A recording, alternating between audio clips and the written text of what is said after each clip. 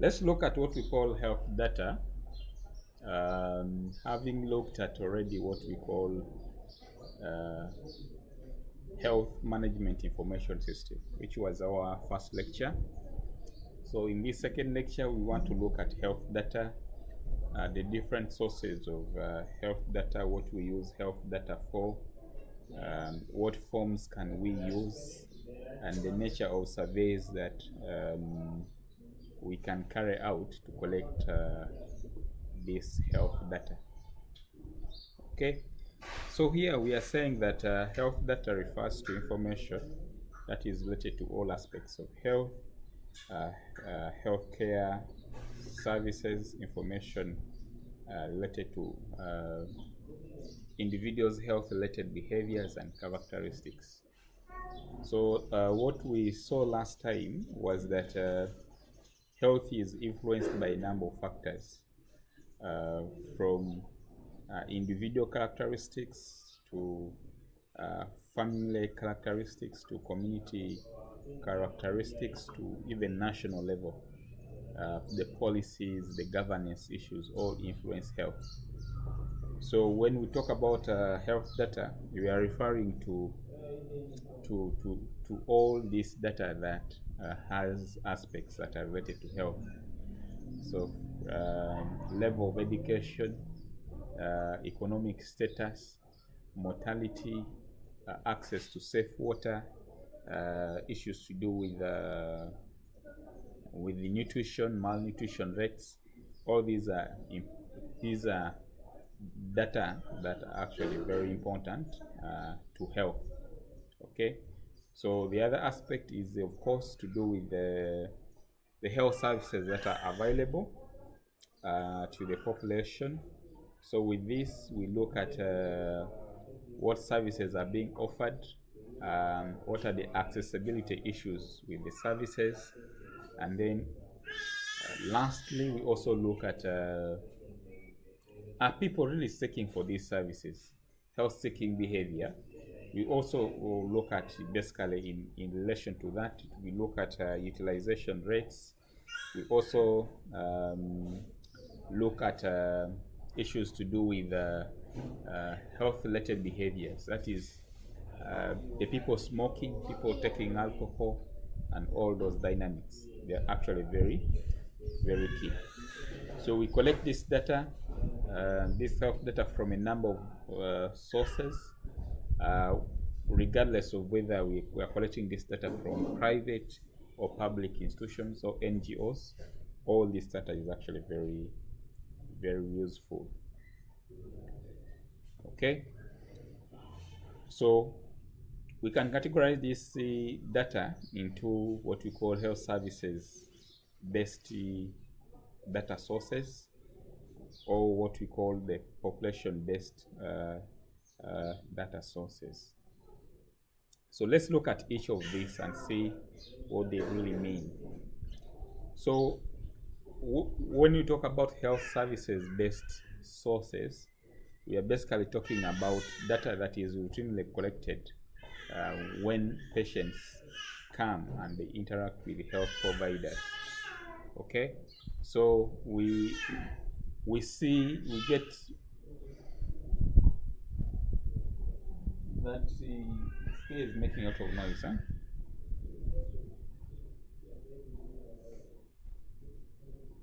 Okay, so we focus on issues to do with the patient data that we collect when the patient is interfacing with a health provider. So a health provider will collect information about the demographics of these patients, issues to do with their, of course, their names, their age, their sex, their occupation, and things like that. These are usually kept in the patient's records at the health facility. Um, they can also be collected periodically. So, for example, you may say that you want to understand the nature, the quality, or the the number of health services that are being provided in a particular health facility. So you can do a periodic assessment for that. Okay, it's because you want to find out how health services are being utilized and the performance, the performance and effectiveness of these healthcare service delivery systems. It also gives us information about specific diseases. Okay, we have what we call notification diseases. These are diseases when a health provider gets, when we have a patient who have a particular disease, we need to notify the authorities. These are the ones we call the notification diseases. Okay, so through health services based sources of data, we can be able to know these diseases and then be able to report them and then act in order to not to have diseases spreading from one person to the other.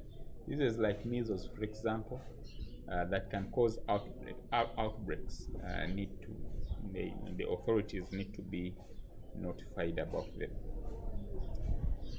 And then we talk about the primary healthcare health facility treatment records. Okay, with this we are also able to get information about the services that are being provided directly to the patients. Okay, so we can use these records to be able to know the number of diseases that are affecting these communities, the endemic conditions, and whether people are actually coming to get these services from these facilities. Primary healthcare facilities, of course, provide services related to the treatment of the endemic diseases, provision of immunization, issues to do with provision of nutrition care, health promotion, and others. Okay, so when we use these records at these primary healthcare facilities, we can be able to get a number of indicators related to how the services are being utilized, also what type of people are coming, and what diseases are people being affected with, what drugs needs to be stocked, and which ones actually are being utilized at a very high rate. And then we are also able to know who are the health providers available in these facilities. And then for big hospitals still, they will collect the same kind of data from even like what you collect from lower health facilities. Okay, still when patients come to hospitals, we get their medical history, we get their demographic data, and then we register them in the registers and still record the treatment that they actually receive from the facilities, from these hospitals. Okay, so still this data in these hospitals still provide us with insights on the health services that are being provided, and also on specific health interventions that are being provided. It could be a case of, let us say, medical camps, medical campaigns. It could be a case of campaigns like circumcision or ocular surgeries, or whatever it can be. Okay, so these campaigns also can enable us to be able to get this data about these particular interventions.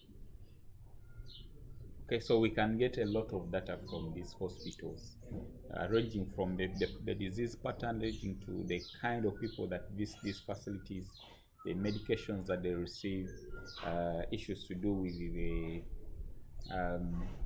the health professionals who are available, the resources and equipment that are also available in these facilities. We have what we call disease surveillance or health surveillance.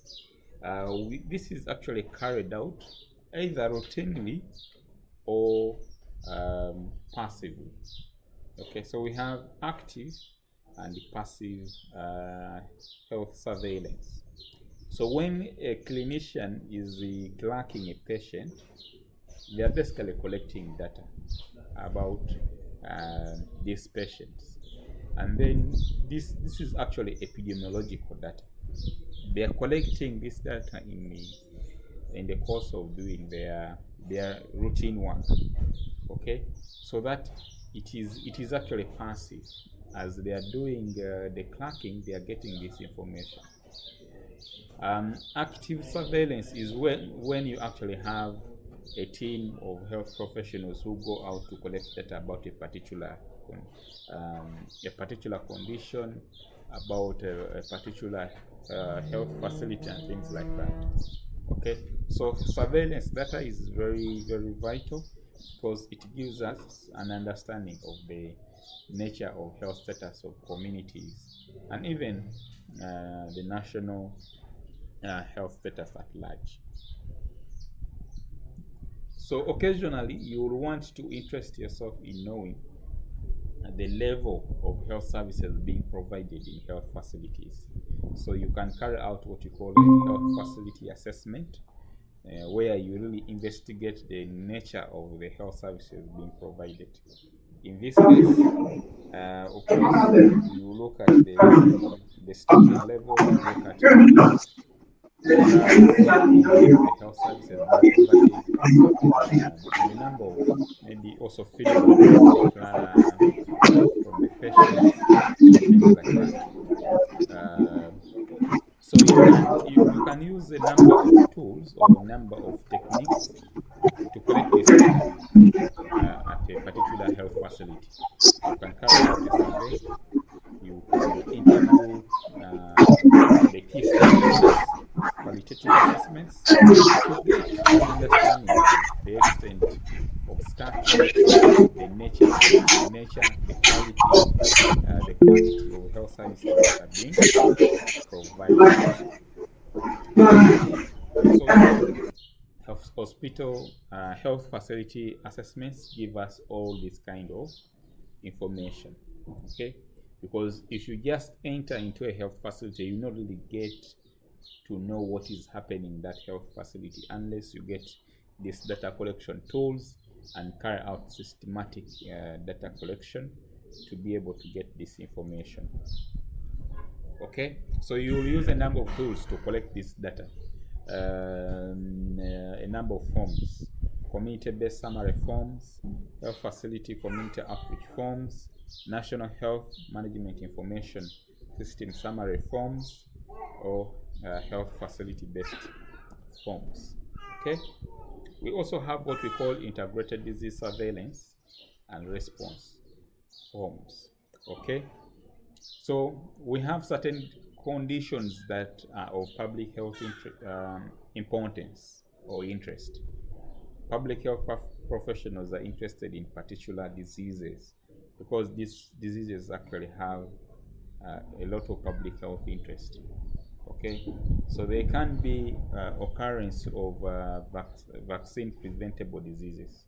For example, when we have a case of measles, this is a disease that should be worrying. When the moment we have such a case, we really need to report it, and we can use these tools, integrated disease surveillance and response tools, to be able, or response forms, to be able to communicate to the authorities about the occurrence of such a disease. Okay, so we call them IDSR forms. They can be filled anytime, or they can be filled weekly, monthly, or when there is a disease that has broken out. Of course, you will never know when a disease outbreak will happen. Okay, so those forms are actually very important. And then we have forms that are used for early warning, okay, and then alerting, and then for public health professionals to respond. Okay, they are also similar to IDSR forms. They also require you to fill them weekly, okay, and also use it to collect data on epidemic prone diseases. Okay, diseases that can easily increase in number very fast in a short time, and they are likely to cause a public health concern.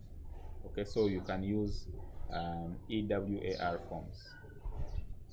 Okay, so that is early warning and the alert and response tools.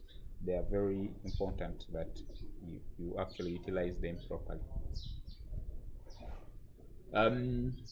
Immunizations are very important public health interventions because in many communicable diseases or immunizable diseases can be prevented using immunization. But often you get challenges where immunization coverages are still very low. Okay, so it is very important to take stock of how many immunizations are taking place in a particular community. So we use immunization registers to keep track of the number of children that are getting immunized and what are they immunized before. Okay, it helps us to get an understanding of the immunization status of a particular community. Okay, so vaccine stock cards are very important, immunization registers are very important, and then also carrying out the national immunization coverage surveys are very important. So we also derive a number of we derive a lot of insights from the immunization data tools. Okay, so you can check the immunization registers and also cross-check the vaccine stock cards, even the individual immunization cards that are given to these children. They also provide a lot of insights on what is happening. The laboratory is very key. Most of these epidemic-prone conditions can be diagnosed using laboratory techniques. Okay, so the information in the laboratory is very, very key for epidemiological reasons. So that means that laboratory test request forms really need to be kept properly because they can always be used for research purposes and understanding the nature of requests that are being made, and also provides insight on the diseases that clinicians actually predict, okay, that require laboratory confirmation. Okay, so those request forms are very key, and then also the result forms from the laboratory are also very important. And then within a hospital, you will have registers for patients that are coming in, and then we have registers for patients that are actually admitted. Okay, we have patients that come to the health facility and then they go back. Those are the ones we call the outpatients. Okay, and then we have those that are inpatient. They come and then stay within the facility. So the registers have to be available and they have to be filled in the appropriate way. And then also we have birth registers, we have death registers. These are also still very important forms that need to be filled in a health facility. Okay, so if you're carrying out health facility assessments, there are a number of forms that you can really use depending on what you are, what is your interest. Okay, why do you want to assess the facility? Do you want to assess the nature of health services? Do you want to see how many people are coming for the health services? Do you want to check the human resources for health? Okay, so and then do you want to do a very quick assessment of the key aspects of the health facility? Depending on what your interest is, you can use any of those tools. Okay, so I will not go into each of these tools, but of course you can always check them out. Okay, and then we have what we call assessing integration methodology, basically abbreviated as AIM. It is a comprehensive approach that is used to assess the integration of health services across different areas or different program areas at different levels of care. We don't want to provide health services in isolation. Okay, integration is actually very key. That's why you will see that in a maternity wing, you have a number of services, not only, let us say, maternity services. So you have counseling being integrated there. You have family planning being integrated there. You will have issues to do with HIV counseling and testing also still there within the department for maternity department. That is integration. Okay, integration of health services. And then you also see that the maternal child unit is always almost the same. Okay, it's the same department. When the child comes, the child is both sick, probably also the mother is also having an issue, a maternal issue, or the mother can have a maternal issue and the child is also having a similar or related issue. Okay, so integration becomes very key. So you have the obstetrician, and then you also have the pediatrician within the same kind of setting. That is what is basically what we call integration of services. So this requires collaboration, working together across these programs. This is actually very, very key in all aspects to do with the governance, resource allocation, even information systems, and also community engagements. You can perform a facility audit, which is basically not really very different from what we have been talking about, health facility assessment. Okay, with a facility audit, you want to assess the health facility comprehensively, from the services to the human resources to the buildings or the infrastructure to its management systems and procedures or policies. Okay, so you want to really get to know how the whole facility is operating. Okay, for you to be able to identify the gaps and be able to act on them. So you can use a number of tools. Of course, you can use structured questionnaire. You can visit the facility, have interviews with people, observe what they are doing. For people who are leaving the health facility, let us say a midwife is exiting, is leaving, they can fill that form. Okay, some of the things they perhaps comment on are why she's actually leaving. So you may need to, that exit form may give you insights on the challenges that are facing the health facility. Okay, the medical records, interviewing the health workers, interviewing the patients. This will give you an understanding of the nature of the services that are being provided within the facility. This data that we are talking about can be collected manually using paper-based health data, or we can have what we call electronic health data or electronic health records. So when we use our computers to take patient information from history to vital signs to the medications that they will take, these are issues to do with the electronic medical records. They are very vital because it's not very expensive and it is very easy for you to keep data electronically.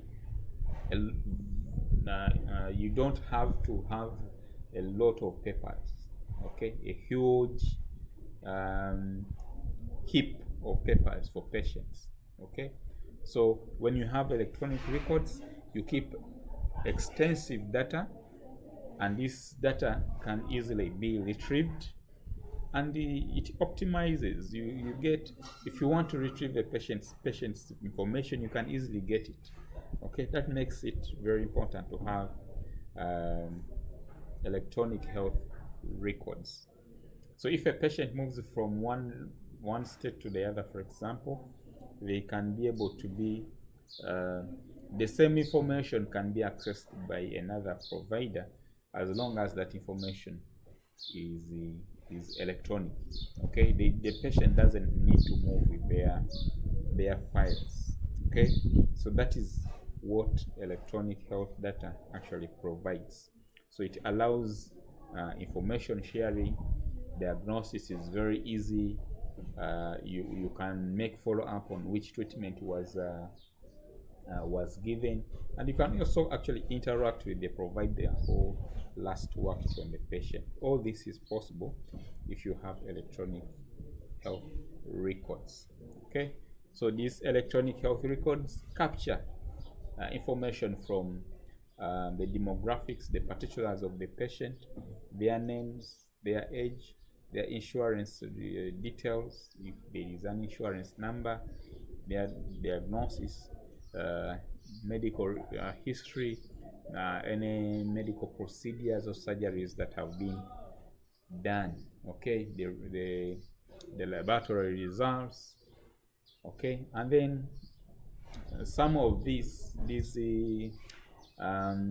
electronic medical record systems have decision-making tools, okay, that allow the physicians to arrive at the right procedure to do, or the right diagnosis, and also know information that could not have easily come out during the interaction of the patient with the physician. Okay, however, it is for example, in our country, very few facilities have these electronic health records. Why? Because of many dynamics, factors that are in between. We don't have stable electricity, the national grid, so that means that people always resort to papers. We don't have stable internet. Okay, we don't have the staff who are really well trained in health information management systems. Okay, data clerks, and some of these are not actually even within the salary structures of the National Ministry of Health. Okay, so for example, if we check on our database for health workers that we actually recruit, do we have slots for data clerks at the different levels, and then are they actually paid? Are they being recruited, and are they being paid? Okay, that's one of the issues. Okay, and then we have an issue to do with the of course, the computers are not available. Okay, and then we'll see later on in our subsequent lectures, you will see that introducing the information management health systems will require you to even make decisions on the nature of computers that you need to buy, that you need to use. So issues of compatibility also come in. So across the country, different facilities are using different computers. Okay, and of course these systems, some of them may not really be compatible with the computers that are available. And then issues of data breaches that can happen. Data being accessed by unauthorized individuals is an issue or is a challenge that can always be encountered. Okay, so let's look at population census data. Okay, we have looked at the data that we collect from the health facility. Okay, but now let's look at data that we collect when we do census. Okay, or when we do what we call population-based surveys. Okay, so where do we get this data from? This data can be obtained from the vital registration registers. So for example, when a child is born, the child has to be given a birth certificate, and also if someone passes away, they have to be given a death certificate. We also have issues where all marriages need to be registered, marriage registry, and also issues at the border where we have immigrants and those that are exiting the country. All these records are very important. They give us an insight on their population dynamics. And of course, you need to know that population dynamics, our population changes have a way in which they influence health. And then we have censuses that can be carried out periodically, often every 10 years. You can have national census. Okay, with the national census, a lot of data is actually collected, ranging from demographic, social, and economic data on individuals within a particular country. Okay, this data is very vital for planning purposes. You are able to know who is where.